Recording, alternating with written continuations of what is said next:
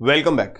आज का टॉपिक है बाजार यानी कि मार्केट। मार्केट क्या होता है, इसकी परिभाषा क्या होती है, कहते क्या है इसे, और इसके जो टाइप्स होते हैं, प्रकार होते हैं, वो कौन कौन से होते हैं और इन पर आधारित क्या महत्वपूर्ण प्रश्न आपके एग्जाम में बनेंगे, उनको हम देखेंगे इस लेक्चर के दौरान। ओके, सबसे पहला सवाल उठता है कि बाजार आखिर होता क्या है या बाजार कहते कैसे हैं।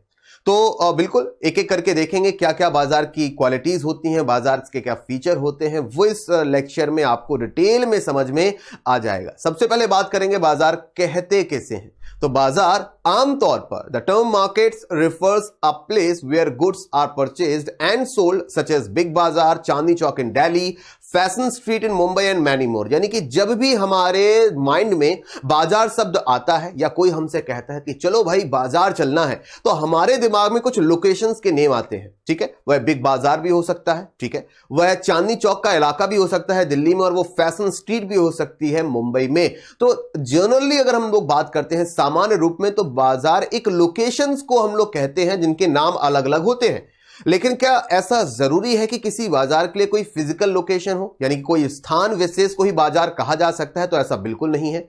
बाजार के लिए कोई लोकेशन की नीड भी नहीं होती, क्योंकि आज के ई कॉमर्स मार्केट की बात करें, मोबाइल पर या कंप्यूटर पर बैठकर हम लोग ऑनलाइन वेबसाइट्स के माध्यम से भी चीजें परचेस करते हैं। तो एक चीज आपको ध्यान रखनी है कि बाजार बिल्कुल फिजिकल लोकेशन के साथ भी होते हैं, और फिजिकल लोकेशन भी ना होना बाजार के लिए जरूरी नहीं है। यानी कि बाजार के लिए कोई लोकेशन हो ऐसा जरूरी नहीं है। ओके, आगे बढ़ते हैं, कुछ और चीजों को देखेंगे। Market should not be limited to a particular place. जैसा कि मैंने आपको कहा कि कोई भी बाजार एक विशेष स्थान तक सीमित नहीं होता है। कई बार ऐसे भी मार्केट होते हैं जो इनविजिबल होते हैं, दिखाई नहीं देते, लेकिन बाजार होते हैं। यानी कि एक बात याद रखनी है कि ज्योग्राफिकल लोकेशन जरूरी नहीं है किसी बाजार को बाजार कहलाने के लिए। Okay, in economics, market can exist even without personal contact of buyers and sellers। यानी कि आपको एक बात समझनी है कि मार्केट के लिए बायर्स और सेलर्स के बीच में पर्सनल कांटेक्ट होना जरूरी नहीं है, फेस टू फेस कांटेक्ट होना जरूरी नहीं है। इनडायरेक्टली भी बाइंग एंड सेलिंग की जा सकती है बाजार के माध्यम से। ओके, अगर किसी बाजार की आदर्श परिभाषा यानी कि आइडियल डेफिनेशन की बात की जाए कि बाजार क्या होता है, तो समझते हैं। Market refers to the arrangement in a given area where buy buyer and sellers come in contact. यानी कि बायर है या सेलर है, यानी कि विक्रेता है और क्रेता है, एक स्थान पर जब मिलते हैं, किस वजह से मिलते हैं, कॉन्टैक्ट किस वजह से होता है विद ईच अदर, डायरेक्टली और इनडायरेक्टली। वो कॉन्टैक्ट डायरेक्टली भी हो सकता है, इनडायरेक्टली भी हो सकता है, प्रत्यक्ष रूप में भी हो सकता है, फेस टू फेस भी हो सकता है, और इनडायरेक्टली अप्रत्यक्ष रूप से भी हो सकता है। टू बाय और सेल्स गुड, यानी कि वस्तुओं को खरीदने के लिए और बेचने के लिए क्रेता और विक्रेता एक स्थान पर आते हैं, डायरेक्टली भी कॉन्टैक्ट कर सकते हैं, इनडायरेक्टली भी कॉन्टैक्ट कर सकते हैं। तो वो जो लोकेशन है, एरिया है, वो कहलाता है आपका बाजार। लेकिन जैसा कि मैंने आपको कहा कि इसके लिए फिजिकल लोकेशन की जरूरत नहीं है, तो जो इनडायरेक्टली वाला आपका ऑप्शन है, वो इनडायरेक्टली ऑप्शन इसी के लिए है कि बाजार के लिए एक ज्योग्राफिकल लोकेशन की आवश्यकता नहीं होती है। इनडायरेक्टली भी मार्केट में सेलिंग परचेजिंग होती है गुड्स और सर्विसेज की। बाजार को एक मैकेनिज्म का नाम भी दिया जा सकता है, एक प्रणाली या तंत्र का नाम भी दिया जा सकता है। Thus market is a mechanism or system by which buyer and sellers interact to determine the price and quantity of a good or service. यानी कि बाजार एक ऐसा तंत्र है या प्रणाली है जहां पर खरीदार और बेचने वाला यानी कि विक्रेता दोनों आमने सामने आते हैं, इंटरेक्ट करते हैं डायरेक्टली और इनडायरेक्टली। लेकिन किस चीज को लेकर? उस वस्तु या सर्विस के प्राइस को लेकर, या उस वस्तु और सर्विस की क्वांटिटी को लेकर कि कितनी मात्रा में और कितनी जरूरत में ये वस्तु हमें खरीदनी है और उसका प्राइस क्या होना चाहिए। तो ये जो नेगोशिएशन होता है ना, ये बाजार में होता है। तो बाजार को एक तंत्र का नाम भी, एक सिस्टम का नाम भी दिया जा सकता है, जहां पर वस्तु की कीमत और वस्तु का जो वॉल्यूम है, क्वांटिटी है, मात्रा है, उसको भी डिटरमाइन किया जाता है, उसको तय किया जाता है या उस पर बातचीत की जाती है। तो बाजार क्या होता है, आदर्श परिभाषा क्या होती है, बाजार कहते कैसे हैं, उम्मीद है यह पॉइंट आपको क्लियर हो गया होगा। आगे बढ़ेंगे और देखेंगे कि बाजार कितने प्रकार का होता है, क्योंकि टाइप्स ऑफ मार्केट की बात करें एग्जाम में काफी सारे क्वेश्चन टाइप्स ऑफ मार्केट पर पूछे जाते हैं। एक एक करके सारे मार्केट्स के टाइप को यहां पर देखेंगे। बाजार क्या होता है यह जानने के बाद बढ़ेंगे और ये देखेंगे कि बाजार की विशेषताएं क्या होती हैं, इंपॉर्टेंट फीचर क्या होते हैं किसी पर्टिकुलर मार्केट के। बिना फीचर के बाजार की कल्पना नहीं की जा सकती। पहले फीचर की बात करें, पहली विशेषता की बात करें तो किसी बाजार के लिए बाजार होना जरूरी होता है जब उसके पास कोई कमोडिटी होती है या कोई सर्विस होती है, यानी कि बाजार में जिस वस्तु की खरीद बिक्री की जा रही है या सेवा खरीदी और बेची जा रही है, यह सबसे जरूरी पार्ट है। तो बाजार में वस्तु का होना, सर्विस का होना बहुत ही ज्यादा नेसेसरी है। तो पहला फीचर हो जाएगा मार्केट का कमोडिटी यानी कि वस्तु या सर्विस यानी कि सेवा। इसके अलावा बाजार होने के लिए या बाजार कहलाने के लिए वहां पर बायर्स और सेलर्स की भी आवश्यकता होगी, यानी कि इंपॉर्टेंट फीचर आपके खरीदार और विक्रेता भी होंगे। तो जब तक कोई भी बाजार कंप्लीट नहीं माना जा सकता जब तक क्रेता और विक्रेता उस बाजार का हिस्सा ना हो, यानी कि जिस भी वस्तु या कमोडिटी को खरीदा जा रहा है, सर्विस को खरीदा या बेचा जा रहा है, उसके लिए एक क्रेता यानी कि बायर होना चाहिए और एक विक्रेता यानी कि एक सेलर होना चाहिए। तो सेकंड इंपॉर्टेंट फीचर हो जाएगा हमारे मार्केट का, वो हो जाएगा buyers and sellers. Third important feature की बात करें अबाउट दी मार्केट, तो सबसे जरूरी कंपोनेंट यहां पर होगा वो है कम्युनिकेशन यानी कि संप्रेषण। यानी कि वस्तु को खरीदना है और बेचना है, खरीदा और बेचा किसके द्वारा जा रहा है, क्रेता और विक्रेता के द्वारा। लेकिन उन दोनों के बीच में प्राइस को लेकर, कीमत को लेकर, मात्रा को लेकर जो बातचीत होगी, जो नेगोशिएशन होगा, जो लेन देन होगा, वो किसी ना किसी कम्युनिकेशन के जरिए तो होगा। यानी कि वो कम्युनिकेशन फेस टू फेस भी हो सकता है, वर्बली भी हो सकता है, ठीक है, टेलीफोन के माध्यम से हो सकता है, ईमेल के माध्यम से हो सकता है, और आज के डिजिटल एरा में किसी भी माध्यम से कम्युनिकेशन किया जा सकता है। यानी कि खरीद और बिक्री के लिए चाहे वो वस्तु की हो चाहे सेवा की हो, क्रेता और विक्रेता, बायर और सेलर के बीच में कम्युनिकेशन का मोड होना आवश्यक है। बिना कम्युनिकेशन के मोड के, बिना डायरेक्टली इन्वॉल्व होके, बिना फेस टू फेस, बिना टेलीफोन, बिना किसी अदर इक्विपमेंट के कम्युनिकेशन अगर नहीं होता है, बातचीत अगर नहीं होती है, तो फाइनली वो ट्रेड कंप्लीट नहीं होगा और बाजार की परिभाषा भी बिना कम्युनिकेशन के कंप्लीट नहीं होगी। तो तीन इंपॉर्टेंट फीचर है किसी मार्केट को मार्केट कहलाने के लिए। पहला, कमोडिटी या सर्विस यानी कि या तो वस्तु होनी चाहिए या सेवा होनी चाहिए जहां पर वो बेची जा रही है। दूसरा, खरीदने और बेचने के लिए क्रेता और विक्रेता की आवश्यकता होगी यानी कि बायर और सेलर। और थर्ड हमारा मोस्ट इंपॉर्टेंट फीचर हो जाएगा कम्युनिकेशन, जिनके माध्यम से कीमत और मात्रा का निर्धारण किया जाएगा, वो कम्युनिकेशन में काउंट होगा। मार्केट की विशेषताएं जानने के बाद, फीचर्स जानने के बाद सवाल उठता है कि मार्केट का स्ट्रक्चर क्या होता है या मार्केट के प्रकार क्या होते हैं, यानी कितने प्रकार का बाजार होता है। तो बाजार की संरचना आपके सामने है। मार्केट स्ट्रक्चर की बात करें तो सबसे पहले आप देख सकते हैं कि मार्केट को दो पार्ट में डिवाइड किया गया है, परफेक्ट कंपटीशन मार्केट और इम्परफेक्ट कंपटीशन मार्केट। तो ये दो क्लासिफिकेशन मेजरली आप यहां पर देख सकते हैं, ठीक है। तो इम्परफेक्ट की बात करें तो यहां पर उसके तीन अदर क्लासिफिकेशन भी होंगे और परफेक्ट मार्केट अपने आप में कंप्लीट मार्केट है। इम्परफेक्ट मार्केट की बात करें तो वहां पर मोनोपोली, एकाधिकार बाजार या मोनोपोलिस्टिक कंपटीशन भी उसी कैटेगरी में आएगा और उसके साथ ओलिगोपोली, ठीक है। तो मार्केट स्ट्रक्चर आपके सामने है। एक एक करके सारे मार्केट के जो स्ट्रक्चर है उनको देखेंगे, एक एक करके उनके बारे में समझेंगे, क्या होता है, परिभाषा क्या होती है और किस तरह के मार्केट को क्या कहा जाता है। आपके एग्जाम के पॉइंट ऑफ व्यू से टाइप्स ऑफ मार्केट बहुत ही ज्यादा इंपॉर्टेंट है। बात करेंगे परफेक्ट कंपटीशन मार्केट की, जो कि पहला प्रकार है बाजार की संरचना का। परफेक्ट कंपटीशन मार्केट की बात करें, is a market structure in which there is a large number of buyer and sellers. एक ऐसा बाजार जहां पर बहुत ही बड़ी संख्या में क्रेता भी हैं और विक्रेता भी हैं और उन सबके बीच में पूर्ण प्रतियोगिता है, यानी कि परफेक्ट कंपटीशन है। तो नाम से ही आप समझ सकते हैं कि बहुत सारे क्रेता और विक्रेताओं के होने की वजह से, लार्ज नंबर ऑफ बायर्स और सेलर्स होने की वजह से इस मार्केट में जो कंपटीशन का स्तर होता है, लेवल होता है, वो काफी ज्यादा हाई होता है।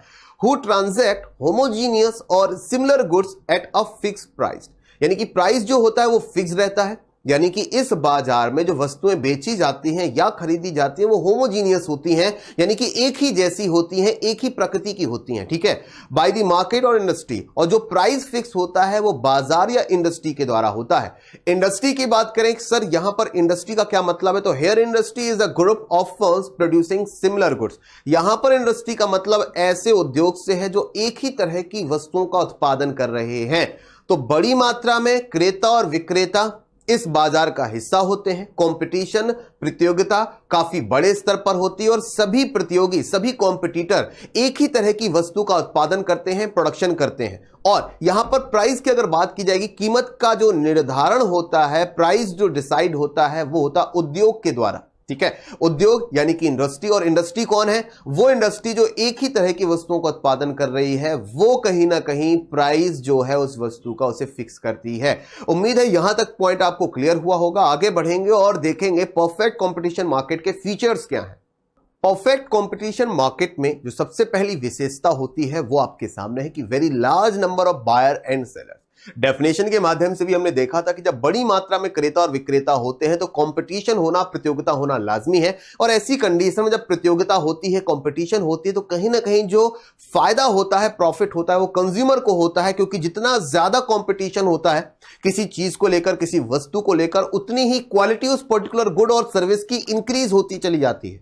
यानी कि एक जगह पर एक ही वस्तु को बेचने वाले 10 अलग अलग सेलर्स हैं और वस्तु एक ही तरह की है, तो फिर परचेज करने वाला जो कंज्यूमर है कहीं ना कहीं वो क्वालिटी पर ध्यान देगा, क्योंकि वस्तु का जो प्राइस है हर सेलर के पास एक ही है, हर विक्रेता के पास एक ही है। तो ऐसी कंडीशन में जो विक्रेता होता है, सेलर होता है, वो इस बात पर फोकस करता है कि बाकी कॉम्पिटिटर से उसकी वस्तु जो है वो कैसे अलग है, यानी उसमें क्या क्वालिटी है।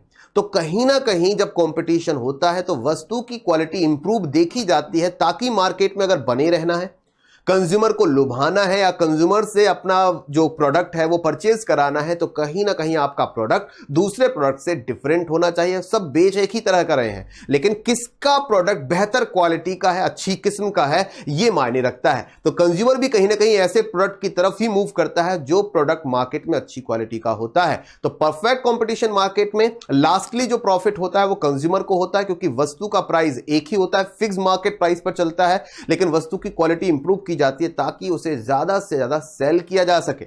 दूसरी विशेषता की अगर हम लोग बात करें परफेक्ट कंपटीशन मार्केट में, तो होमोजीनियस प्रोडक्ट। होमोजीनियस का मतलब है एक ही तरह का या एक ही समान, समझते हैं। The goods are identical in terms of quality, size, packaging and other terms of deal etcetera. यानी कि वस्तु की क्वालिटी की बात करें इन टर्म्स ऑफ क्वालिटी, या साइज की बात करें, आकार की बात करें, पैकेजिंग की बात करें, लगभग सारी वस्तुएं एक ही तरह की होती हैं। अगर हम बिस्किट्स को ले लें या अगर हम मार्केट में चले जाएं, वेजिटेबल मार्केट्स में चले जाएं, तो वहां पर हमें एक ही तरह की सब्जियां हर स्टॉल में मिलती हैं। तो कहीं ना कहीं आकार, पैकेजिंग, या हम ये कह सकते हैं क्वालिटी भी एक ही तरह की होती है। ओके, लेकिन कोशिश की जाती है कि जो क्वालिटी है दूसरे से क्या डिफरेंट है, विक्रेता कोशिश करता है उसका प्रोडक्ट थोड़ा डिफरेंट हो, लेकिन वस्तुओं की जो मांग होती है या जो वस्तुएं होती हैं वो सिमिलर ही होंगी आपकी इस मार्केट में। This feature ensures the uniformity of the price throughout the market। और जब वस्तु एक ही तरह की है, साइज एक ही तरह का है, पैकेजिंग एक ही तरह की है और जरूरत भी एक ही तरह की है, तो कहीं ना कहीं प्राइस जो है मार्केट में उस वस्तु का जो प्राइस है वो फिक्स रखा जाता है मार्केट कंडीशंस के हिसाब से। तो दूसरी जो इंपॉर्टेंट फीचर हो गया हमारे परफेक्ट कंपटीशन मार्केट का, वो हो जाएगा इंडिजीनियस प्रोडक्ट या सिमिलर प्रोडक्ट या एक जैसा दिखने वाला प्रोडक्ट। परफेक्ट कंपटीशन मार्केट की अगली विशेषता की बात करें, फीचर की बात करें, तो आप यहां पर देख सकते हैं firm is a price taker.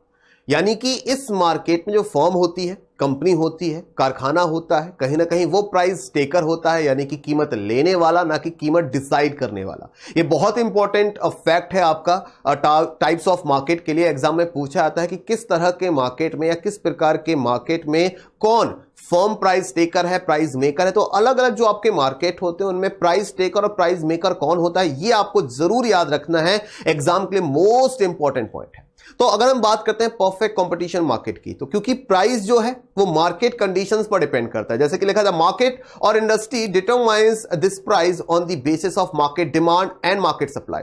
यानी बाजार में जो डिमांड है और सप्लाई है, मांग है और उसकी पूर्ति है, उसके अनुसार ही कहीं ना कहीं उस होमोजीनियस प्रोडक्ट का जो प्राइस है वो तय हो जाता है। तो प्राइस तय करने का जो अधिकार है वो फर्म के पास नहीं होता है, वो मार्केट के पास होता है, इंडस्ट्री के पास होता है, या बाजार की डिमांड और सप्लाई के अनुसार चलता है। तो ऐसी कंडीशन में फर्म प्राइस मेकर नहीं हो सकती, यहां पर जो फर्म है वो प्राइस टेकर हो सकती है। ठीक है, so industry is the price maker and the firm is the price taker.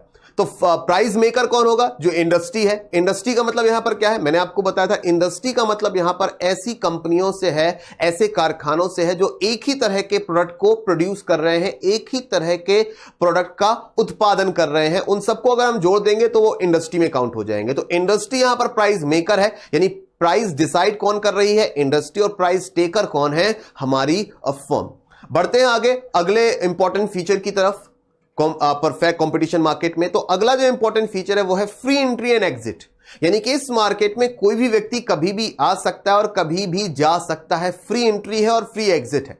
कोई भी आया, बैठा, बेचा, चला गया। सब्जी बाजार में हम लोग जाते हैं तो कोई भी व्यक्ति सब्जी बाजार में, सब्जी मार्केट में, जहां पर एक ही तरह की वस्तुओं को बेचा और खरीदा जाता है, तो वहां पर आप देख सकते हैं आसानी से कि कोई भी व्यक्ति आकर अपनी सब्जी सेल करने लग जाता है और सब्जी सेल करने के बाद वो जा भी सकता है। तो कभी भी इस व्यक्ति कोई भी बिजनेस परफेक्ट कंपटीशन मार्केट में स्टार्ट कर सकता है और कभी भी उसे बंद कर सकता है। Under perfect competition firms are free to enter into the market और exit from the market at any point of time. तो यह भी एक अच्छा फीचर है इस पर्टिकुलर मार्केट का। कोई कभी भी इस बाजार में एंट्री कर सकता है और इस बाजार से एग्जिट हो सकता है। लेकिन इस मार्केट में आपकी जो नॉलेज है, क्योंकि कंपटीशन बहुत ज्यादा है, बहुत सारे लार्ज नंबर पर बायर्स भी हैं और सेलर्स भी हैं, तो ऐसी कंडीशन में, और देखिए प्राइस भी आपका फिक्स है, बस वस्तु जो आपके पास है, प्रोडक्ट जो आपके पास है, उसकी क्वालिटी, उसके क्वांटिटी पर आप ध्यान दे सकते हैं, उसको और बेहतर कैसे बनाया जाए इस पर ध्यान दे सकते हैं। तो एक बात आपको समझनी है कि इस मार्केट में सर्वाइव करने के लिए आपके पास नॉलेज बहुत होनी चाहिए। जैसे यहां पर दो एग्जांपल दिए गए हैं कोल्ड ड्रिंक्स के, एक है कोका कोला और दूसरी है पेप्सी। दोनों ही प्रोडक्ट मार्केट में आपके बिकते हैं और लगभग एक ही प्राइस पर बिकते हैं, लेकिन दोनों ही जो प्रोडक्ट हैं प्राइस लगभग समान होता है मार्केट की कंडीशंस के हिसाब से, मार्केट की डिमांड और सप्लाई के हिसाब से, लेकिन कंपनियां अलग है, प्रोडक्ट अलग है, लेकिन प्रोडक्ट एक ही तरह का कोल्ड ड्रिंक है, एक तरह का शीतल पेय है, पेय पदार्थ है। तो कहीं ना कहीं हम यहां पर देख सकते हैं कि इन दोनों कंपनियों को मार्केट में सर्वाइव करने के लिए परफेक्ट नॉलेज यहां पर होनी चाहिए। तो एक बात आपको याद रखनी कि इस मार्केट में आना और जाना एक अलग बात है, लेकिन इस मार्केट में सर्वाइव करने के लिए आपके पास नॉलेज परफेक्ट होना चाहिए, तब आप कंपटीशन को बीट कर सकते हैं और अपने प्रोडक्ट को मार्केट में स्टैब्लिश कर सकते हैं। अगली विशेषता की बात करें तो सेलिंग कॉस्ट की बात हो रही है, ठीक है। पहले इसको समझेंगे कि सेलिंग कॉस्ट क्या होती हैं, और यहां पर कोई भी सेलिंग कॉस्ट की जरूरत नहीं होती है। No selling cost. Selling cost are the cost aimed at promotion of sales of product of a firm. Example है expenditure on advertisement of a product. जैसे कि अभी हमने पेप्सी और कोका कोला का एग्जांपल लिया था, तो इनको मार्केट में बेचने के लिए आपने इनके जगह जगह विज्ञापन लगे हुए देखे होंगे, और बड़े बड़े एक्टर्स होते हैं, अभिनेता होते हैं, इन पर्टिकुलर प्रोडक्ट्स का प्रमोशन भी करते हैं, ब्रांड एम्बेसडर भी होते हैं। तो कहीं ना कहीं प्रमोशन कॉस्ट की बात करें, एडवर्टीजमेंट कॉस्ट की बात करें, सेलिंग कॉस्ट की बात करें, तो परफेक्ट कंपटीशन मार्केट में सेलिंग कॉस्ट की आवश्यकता नहीं होती है। यानी कि इस मार्केट में प्रोडक्ट्स को सेल करने के लिए कोई भी एडवर्टीजमेंट पर खर्चा या प्रमोशन पर खर्चा नहीं किया जाता है। सर क्यों नहीं किया जाता है, क्या जरूरत क्या नहीं है, लोग क्यों खरीदेंगे अगर भाई लोगों ने देखा ही नहीं, विज्ञापन उन तक पहुंचा ही नहीं, एडवर्टीजमेंट हुआ ही नहीं, प्रमोशन हुआ ही नहीं, तो फिर ये हमारा प्रोडक्ट मार्केट में बिकेगा कैसे। बात हो रही है परफेक्ट कंपटीशन मार्केट की। In perfect competition there is no need to incur selling cost because of assumption of perfect knowledge and homogeneous goods. एक बात आपको ध्यान रखनी है कि इस मार्केट में जो वस्तुएं बिकती हैं वो एक ही तरह की बिकती हैं, और इस पर्टिकुलर मार्केट की जो नॉलेज है वो भी लोगों की अपनी लगभग बराबर होती है। तो कहीं ना कहीं लोगों की जरूरत वाली वस्तुएं ये होती हैं, और इन वस्तुओं की प्राइस की बात करें, प्राइस आपका फिक्स है, ठीक है। तो आवश्यकता नहीं पड़ती है आपको यहां पर किसी भी तरह के एडवर्टीजमेंट करने की या प्रमोशन करने की।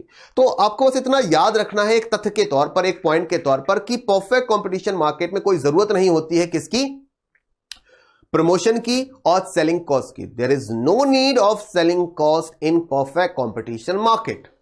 एक और विशेषता की बात की जाए परफेक्ट कंपटीशन मार्केट में, तो आप देख सकते हैं शेप ऑफ डिमांड कर्व, यानी कि इस पर्टिकुलर मार्केट का जो मांग वक्र बनता है, डिमांड कर्व बनता है, वो किस तरीके से बनेगा। यहां से काफी जरूरी सवाल आपके एग्जाम में पूछे जाते हैं। The demand curve of the firm is horizontal and perfectly elastic, ठीक है। हॉरिजॉन्टल आप ये देख सकते हैं कि इस पर्टिकुलर फिगर में आप देख सकते हैं D फॉर आपको यहां पर जो लाइन दिख रही है ये डिमांड की लाइन है, और S फॉर सप्लाई, यानी कि ये सप्लाई यानी कि पूर्ति की मांग है, ठीक है। वापस चलते हैं डेफिनेशन पे। It means that the firm can sell any amount of product at the price determined by the industry, यानी कि जो फर्म है वो कितनी ही बड़ी मात्रा में वस्तुएं बेच सकती है, लेकिन प्राइस वही रहेगा जो कि मार्केट ने तय कर रखा है, बाजार ने तय कर रखा है, इंडस्ट्री ने तय कर रखा है। But the firm can not very the price, यानी कि जो फर्म है वो प्राइस को वेरी नहीं कर सकती। इसलिए जो प्राइस की आप लाइन देख रहे हैं वो आपकी फ्लैट रहेगी, बिल्कुल सीधी रहेगी, इससे ऊपर नीचे नहीं किया जा सकता। लेकिन डिमांड जो है वो बढ़ाई जा सकती है, लेकिन प्राइस वहां पर क्या होगा, प्राइस आपका चेंज नहीं किया जा सकता, क्योंकि मैंने आपको बताया कि एक ही तरह की वस्तुएं, होमोजीनियस प्रोडक्ट्स यहां पर सेल होंगे, लेकिन प्राइस जो फिक्स होता है मार्केट के द्वारा। इसी वजह से इसकी जो डिमांड कर्व में आप देख रहे हैं, डिमांड कर्व तो आपका इस तरह से बनेगा जो आपके सामने फिगर में है, लेकिन प्राइस का जो कर्व है वो बिल्कुल फ्लैट रहेगा, बिल्कुल सीधा रहेगा। प्राइस को यहां पर छेड़छाड़ उसके साथ नहीं की जाएगी। तो इस फिगर को आपको याद रखना है एग्जाम के पॉइंट ऑफ व्यू से। This is the shape of demand curve, यानी कि मांग वक्र क्या बनेगा परफेक्ट कंपटीशन एग्जाम में, ये आपके सामने परफेक्ट कॉम्पिटिटिव मार्केट में ये आपके सामने है, तो इसको ध्यान रखिएगा। अगला मार्केट का जो प्रकार है वो है मोनोपोली मार्केट, यानी कि एकाधिकार बाजार। अब मोनोपोली शब्द की बात करें, एकाधिकार शब्द की बात करें, ये ग्रीक शब्द से लिया गया है, ग्रीक लैंग्वेज से लिया गया शब्द है। अब ये ग्रीक भाषा के दो अलग अलग शब्दों से मिलकर बना है। जैसे कि पहला जो शब्द है वो है मोनोज। क्या है? Monos. Two Greek words monos and polus mean single seller. तो यानी कि आपको याद रखना है कि मोनोपोलस का मतलब, यानी कि कंप्लीट अगर हम इसको जोड़ दे तो मोनोपोलस बन जाएगा, लेकिन यहां पर मोनोज का जो मतलब है वो है सिंगल यानी कि एक, और पोलस का जो मतलब है वो है सेलर यानी कि विक्रेता। दोनों को आपस में जोड़िए, मोनोपोलस देन मोनोपोली। तो एक सिंगल विक्रेता, एक सिंगल सेलर को यहां पर डिफाइन किया जा रहा है ग्रीक शब्दों से। तो ये शब्द, ये मार्केट, इस मार्केट का जो नाम है किस भाषा से लिया गया है? ग्रीक लैंग्वेज से लिया गया है। कहां से? मोनोज और पोलस से लिया गया है, यह आपको याद रखना है। आगे बढ़ेंगे और समझेंगे एकाधिकार बाजार को और डिटेल में। Monopoly is a market structure in which there is a single firm producing all the output and there is no close substitute of the product sold by the monopolist। बात यहां पर यह है कि मोनोपोली मार्केट में जो seller है वो एक सिंगल है, वही हर तरह की वस्तु का उत्पादन कर रहा है वहां पर, यानी जितना भी प्रोडक्शन होता है मोनोपोली मार्केट में वो प्रोड्यूस किया जाता है एक सिंगल सेलर के द्वारा। इस तरह से उसका एकाधिकार हो जाता है बाजार में, जैसा कि आप यहां पर देख सकते हैं। और उस पर्टिकुलर गुड का जो प्रोडक्शन हो रहा है उसका कोई भी क्लोज सब्स्टिट्यूट मार्केट में नहीं देखने को मिलता। यही कारण है कि उसकी मोनोपोली मार्केट में हो जाती है। समझेंगे। The seller is in a position to charge a high price of his product depending upon the response of the consumer. अगर उपभोक्ताओं का जो रिस्पॉन्स है, यानी कि उनका जो प्रतिक्रिया है हमारे कस्टमर्स की, अगर वो काफी अच्छी है तो वहां पर प्रोडक्ट का जो प्राइस है उसे काफी हाई रखा जाता है फर्म के द्वारा, क्योंकि फर्म ये जानती है कि मार्केट में ये प्रोडक्ट बनाने वाली कंपनी एक ही है, मार्केट में ये प्रोडक्ट, ये सर्विस केवल हम देते हैं और कंज्यूमर का रिस्पांस भी काफी अच्छा है। तो उस कंडीशन में हाई प्राइस भी देखने को मिलता है इस बाजार में, नाम है मोनोपोली मार्केट। समझेंगे। एक एग्जाम्पल की बात करेंगे, एक उदाहरण की बात करेंगे। भारत में in India the government has monopoly in atomic energy, defence, public water supply system and railways etcetera. यानी कि आपको यह बात बिल्कुल अच्छे से पता है कि मोनोपोली मार्केट में पूरी तरह से सरकार का एकाधिकार है कुछ सेक्टर्स में, चाहे तो हम भारतीय रेलवे की बात करें, चाहे हम भारत में जो परमाणु ऊर्जा है, एटॉमिक एनर्जी है, उसकी बात करें, तो यहां पर हर किसी को अप्लाई नहीं कर सकता, हर कोई यहां पर एंट्री नहीं कर सकता। भारतीय रेलवे के अलावा इंडिया में ट्रेनों का कोई भी सब्स्टिट्यूट नहीं है, तो आपको भारतीय रेलवे की ही सेवाएं लेनी होंगी अगर आप ट्रेन के माध्यम से कहीं जाना चाहते हैं। और ट्रेन के माध्यम से अगर हम बात करें, भारतीय रेलवे अगर टिकट का प्राइस थोड़ा बढ़ा भी देता है तो भी आप मजबूर हैं उसी प्राइस पर वो सेवा लेने के लिए, क्योंकि कोई भी क्लोज सब्स्टिट्यूट यहां पर अवेलेबल नहीं होगा। तो सिंगल फर्म ये पहला फीचर हो जाएगा मोनोपोली मार्केट का। दूसरे फीचर अगर हम बात करें फीचर की, तो मोनोपोली मार्केट का फीचर है, विशेषता है no close substitute of the commodity. उस वस्तु का कोई भी क्लोज सब्स्टिट्यूट नहीं आपको मार्केट में मिलेगा। यही कारण है कि आप बाध्य हो जाते हैं वो सर्विस और वो प्रोडक्ट उसी पर्टिकुलर फर्म से खरीदने के लिए जिसकी मोनोपोली है मार्केट में। अगले विशेषता की बात करें तो अगली जो विशेषता है वो है प्राइस मेकर। ऐसी कंडीशन में, किस कंडीशन में? मोनोपोली मार्केट की कंडीशन में the monopolist being the sole seller of the commodity in the market decide the price of the commodity as there is no one to challenge his price. यानी कि सीधी सी बात है, ऐसी condition में price maker कौन है? वो कंपनी है, वो फर्म है जो उस चीज का प्रोडक्शन कर रही है। प्राइस मेकर कौन है ये आपको याद रखना है, वो फर्म रहेगी। प्राइस टेकर नहीं है फर्म, वहां पर प्राइस मेकर बन जाएगी। अगर मैं इंडियन रेलवे हूं और मैं ये सर्विस भारत में देता हूं तो पूरे भारत में केवल इंडियन रेलवे ही ट्रेन की सेवाएं देता है। ऐसी कंडीशन में कोई भी क्लोज सब्स्टिट्यूट वहां पर अवेलेबल नहीं है, तो भारतीय रेलवे जितनी भी टिकट की दर रखेगा, टिकट का प्राइस रखेगा, उसी प्राइस पर हम वो सर्विस परचेज करेंगे, क्योंकि हमारे पास दूसरा कोई ऑप्शन नहीं है। तो मोनोपोली मार्केट में प्राइस मेकर होता है, फर्म, और हमने इससे पहले जो मार्केट देखा था परफेक्ट कंपटीशन मार्केट, वहां पर प्राइस टेकर था वो मार्केट, फर्म वहां पर प्राइस टेकर थी, लेकिन यहां पर फर्म जो है, कंपनी जो है वो प्राइस मेकर है। अगले फीचर की बात करेंगे एकाधिकार बाजार में, तो आप ये देख सकते हैं no entry for new firm, यानी किसी भी नई कंपनी के लिए यहां पर एंट्री करना आसान नहीं होता, और एक तरह से कह सकते हैं कि नो एंट्री होती है, not possible for new firm to enter the market, और कंप्लीट वहां पर एक तरह से प्रतियोगिता करे वो उस फर्म के साथ जिसकी मोनोपोली, ये पॉसिबल नहीं हो पाता है क्योंकि उसकी एंट्री ही नहीं होती, ये आपको याद रखना है। तो ऐसे मार्केट में, मोनोपोली मार्केट में, एक ही वहां पर सिंगल सेलर है और उस सिंगल सेलर को वहां पर प्रतियोगिता देना पॉसिबल नहीं होता है क्योंकि इस मार्केट में सभी के लिए फ्री एंट्री नहीं होती है, और नो एंट्री भी कई एरियाज में होगी, जैसे कि इंडियन रेलवे है, डिफेंस है, वहां पर केवल सरकार ही अपना अधिकार जमा सकती है। तो ऐसी कंडीशन में एक आखिरी विशेषता अगर मैं यहां पर डिस्कस करूं आप सभी के साथ, तो ऐसी कंडीशन में, मोनोपोली मार्केट की कंडीशन में, the aim of the monopolist is to maximise profit, यानी कि अपने लाभ को अधिकतम करना, अपने लाभ यानी कि प्रॉफिट को ऊंचे स्तर तक ले जाना, ज्यादा से ज्यादा लाभ कमाना मेन मोटिव हो जाता है वहां पर कंपनी का, फर्म का। तो आप याद रखेंगे क्योंकि मैं अकेला विक्रेता हूं और कोई मेरा कॉम्पिटिटर है ही नहीं मार्केट में, प्रतियोगी है ही नहीं मार्केट में, तो मैं जितना प्राइस रखूंगा वो कंज्यूमर पे करेगा। तो अधिकतम लाभ कमाना कहीं ना कहीं इस मार्केट में एक फीचर बनकर निकल कर आता है और कंपनी ऐसा करती भी है। उम्मीद है ये दोनों मार्केट आपको क्लियर हो गए होंगे और इन मार्केट की जो विशेषताएं हैं आपको समझ आ गई होंगी। बहुत ही जरूरी प्रश्न आपसे यहां से बनेंगे। बात करेंगे अब अगले मार्केट के बारे में।